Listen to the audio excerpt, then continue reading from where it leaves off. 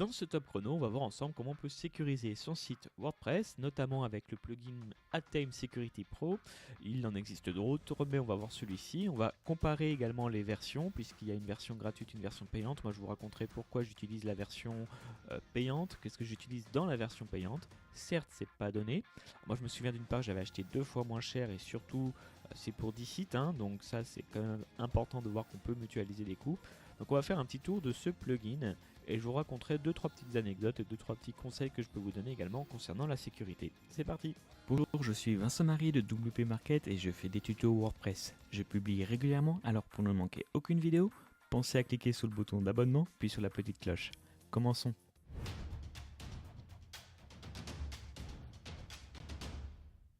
Alors voici du coup notre site internet, un des sites que j'ai avec Athame Security Pro. Plusieurs choses à dire, vraiment beaucoup de choses à dire. Ne pensez pas qu'un plugin quel qu'il soit, hein, celui-ci existe, il en existe d'autres, puisse vous sauver quand vous avez été attaqué, ou même pendant une attaque. C'est un plus, mais c'est un tout, la sécurité. J'en parle ça un petit peu à la fin, il n'y a pas que ça, et ce n'est pas un remède miracle. S'il suffisait en fait d'installer un plugin et quelques clics pour sécuriser son site WordPress, ça se saurait. Par contre, c'est un bon outil au sens où il offre ce que j'appelle un couteau suisse de la sécurité. Donc, il peut s'adapter, il peut aussi du coup être dangereux comme un couteau suisse. Il y a des choses qui sont tranchantes dedans. Voilà, si on devait reprendre cette image-là, au sens où il ne faut pas tout activer. Attention, il faut savoir un petit peu ce qu'on fait. C'est aussi l'objet de cette vidéo-là. Je vais vous montrer ce qui est risqué ou pas.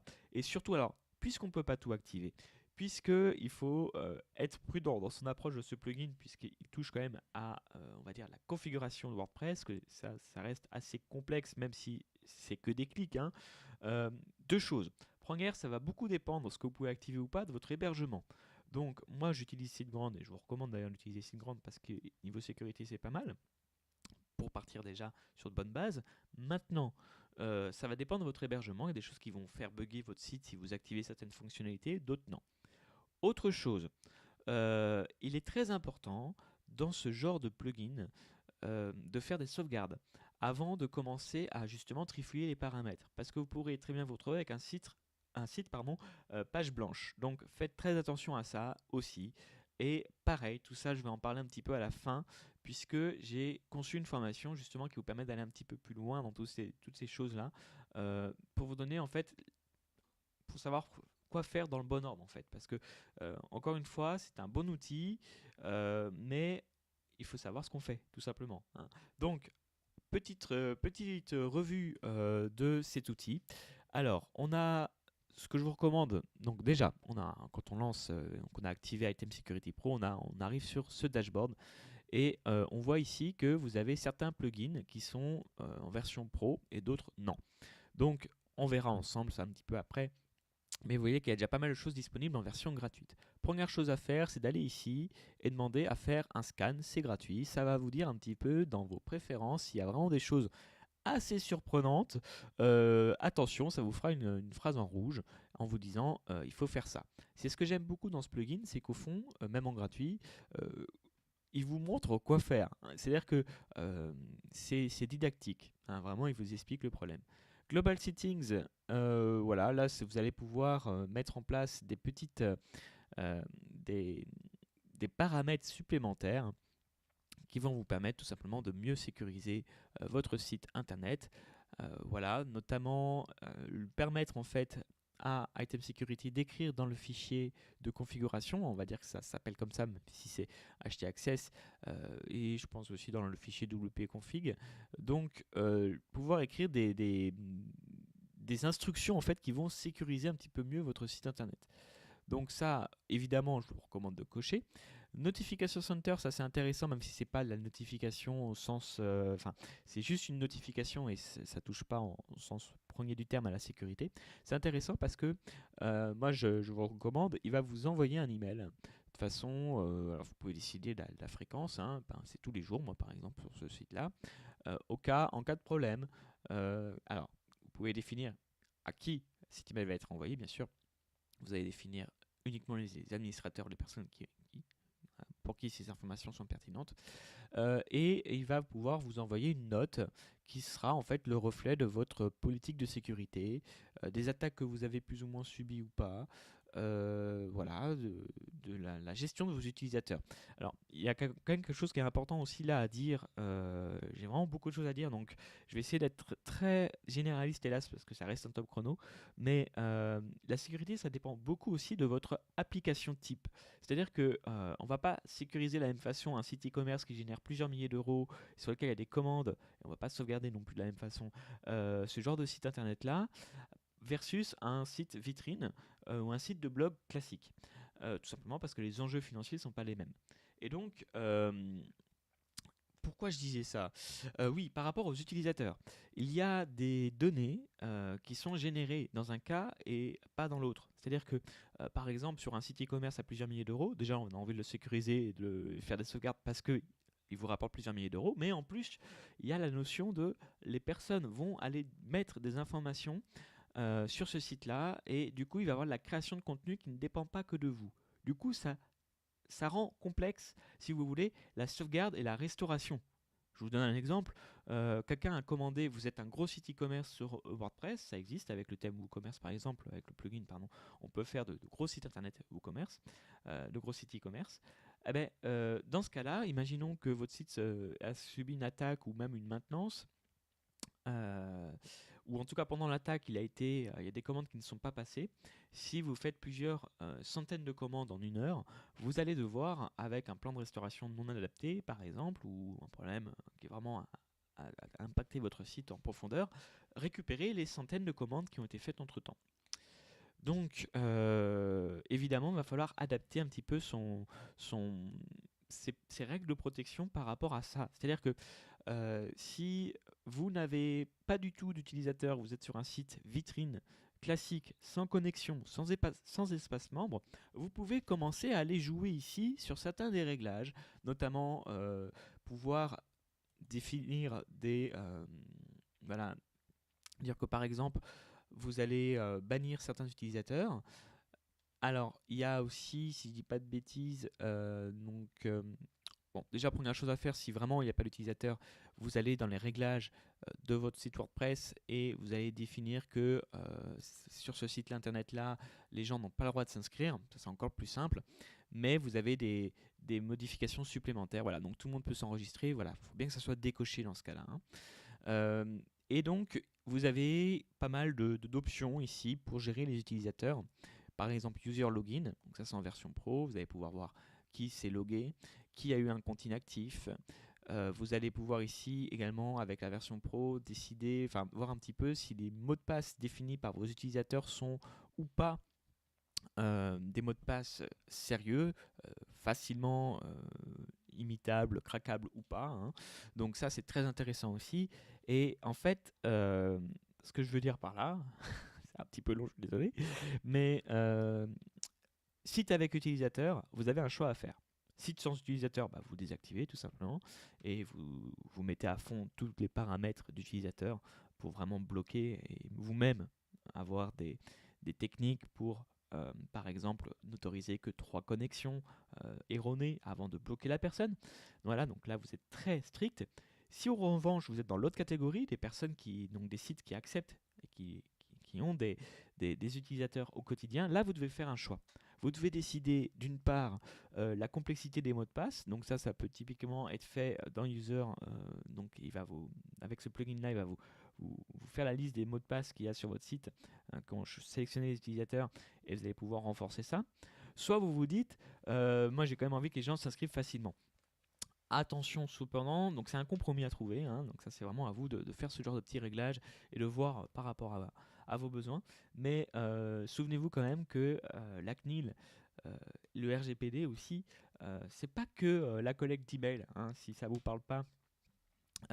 Donc c'est un règlement général de la protection des données. Et justement, dans la protection des données, il n'y a pas que le consentement des emails, il y a aussi l'idée de sensibiliser les utilisateurs à la sécurité. Et pour ça, votre rôle en tant que personne détentrice d'un site internet, d'une application quelle qu'elle soit, c'est d'encourager les personnes à utiliser des mots de passe complexes pour leur propre sécurité. Donc ça, c'est aussi des choses qui peuvent être paramétrées ici, c'est assez intéressant, et ça, c'est une réflexion que vous devez avoir, je ne peux pas répondre à votre place. Est-ce que vous voulez quelque chose d'hyper accessible ou au contraire de sécurisé? Évidemment, je vous recommande quand même d'avoir un minimum de sécurité.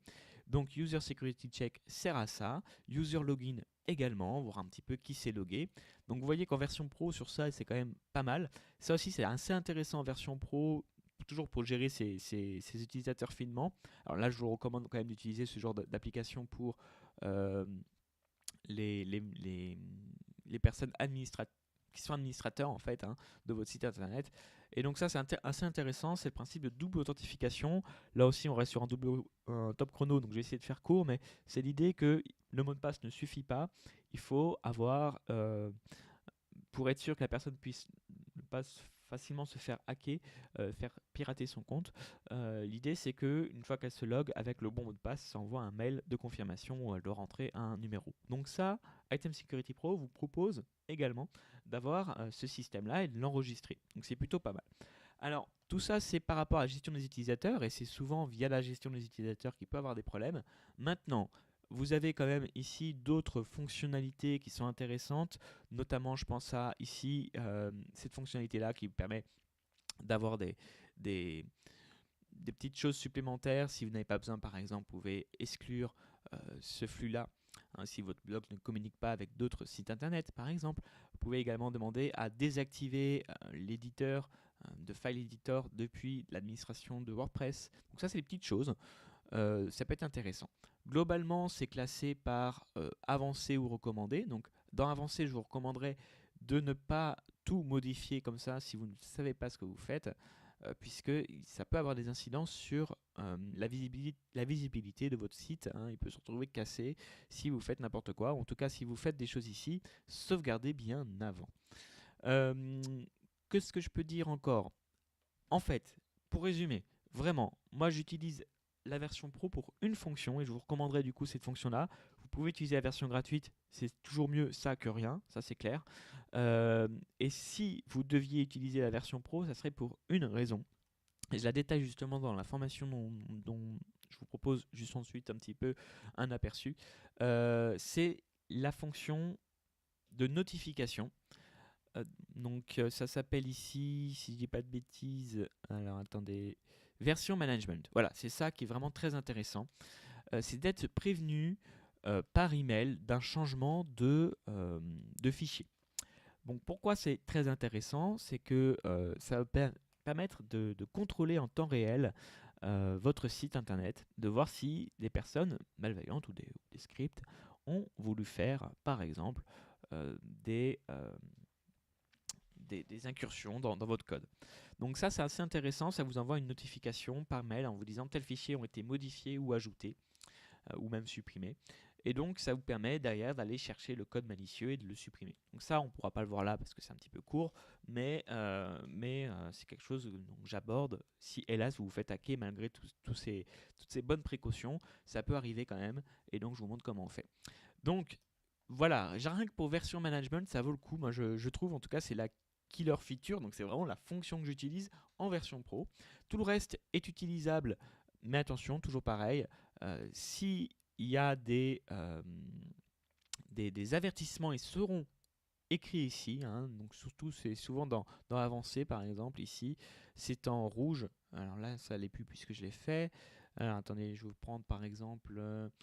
Voilà, celle-là. Voilà, vous voyez, c'est en rouge dès que vous faites quelque chose qui peut impacter votre site et qui nécessiterait du coup une sauvegarde. Donc ça, c'est la dernière chose que je vous dis avant de se quitter, c'est faites des sauvegardes. La semaine prochaine, je publie, alors bien sûr, je vous mettrai en notification si vous regardez ces vidéos après, mais je vous publie une vidéo complémentaire qui ira vraiment avec celle-là sur comment on sauvegarde son site. Puisqu'on ne peut pas, comme je vous disais, s'amuser à faire n'importe quoi, surtout dans l'onglet avancé comme j'en parlais, et à modifier tout et n'importe quoi sans avoir sauvegardé auparavant. Voilà, c'était vraiment un petit coup assez rapide, un tuto assez rapide sur du coup notre ami euh, du coup Item Security Pro. J'espère que ça vous aura plu. Et évidemment, gros disclaimer, euh, c'est pas une solution miracle, attention, mais c'est toujours mieux que rien et il faut surtout c'est aussi ce qu'il faut retenir dans cette vidéo, faire ça avant. C'est toujours plus simple de se protéger avant qu'après coup. Là aussi, ça peut être un petit peu problématique après coup. Alors justement, si c'est quelque chose qui vous intéresse de pouvoir mieux sécuriser votre site internet, j'ai conçu une formation vraiment qui est simple. Sécuriser facilement, ça ne s'adresse pas aux personnes qui ne savent pas coder, ça ne s'adresse pas aux hackers, ça s'adresse vraiment aux gens qui débutent sur WordPress et qui veulent mieux sécuriser leur site internet. On parlera de référencement, enfin de référencement pas du tout, non, on parlera pas de référencement, on parlera de sécurité. Donc on va parler par contre d'hébergement, c'est ça que je voulais dire, avec SiteGround. Pourquoi choisir un bon hébergeur est important, notamment dans son plan de sauvegarde. Donc voilà, j'ai répondu dans cette vidéo déjà un petit peu, mais on verra ensemble comment on met en place un plan de sauvegarde. On verra ça aussi un petit peu la semaine prochaine. On verra en détail les choses importantes, notamment concernant les permissions de fichiers, quelque chose que j'ai pas eu le temps d'aborder ici, mais qui est important également. Et on verra exactement comment on peut choisir un bon hébergement. On verra concrètement comment on fait avec SiteGround et avec Softaculous aussi, quels sont les avantages et inconvénients de chaque solution de sauvegarde. Je vous montrerai également ce superbe outil qui est vraiment peut vous faire gagner énormément de temps, puisque un bon site web c'est aussi un site web mis à jour. Donc là on verra comment on peut gérer ses backups et mettre à jour avec ManageWP. C'est vraiment un outil que j'utilise souvent. Et plus que ça aussi, on verra un petit peu justement cette politique de mot de passe. Il ne s'agit pas que de faire d'activer, comme je vous disais, sur des plugins et de cliquer sur 2-3 petites choses. L'important, et c'est vraiment sur ça que j'aimerais finir, c'est d'avoir une vision d'ensemble. D'abord on sauvegarde régulièrement son travail, ensuite on met à jour certains plugins, ensuite on a une politique de sécurité, un plan de sauvegarde, et donc c'est tout ça qu'on va détailler ensemble dans cette vidéo, que je vous recommande, du coup bien sûr, qui sera en complément. Voilà, j'espère que ce petit tour vous aura plu. Si vous avez des questions sur ce plugin, n'hésitez pas à répondre du coup, dans les commentaires de cette formation dans laquelle vous trouverez également tous les liens vers Item Security Pro et vers ma formation complémentaire.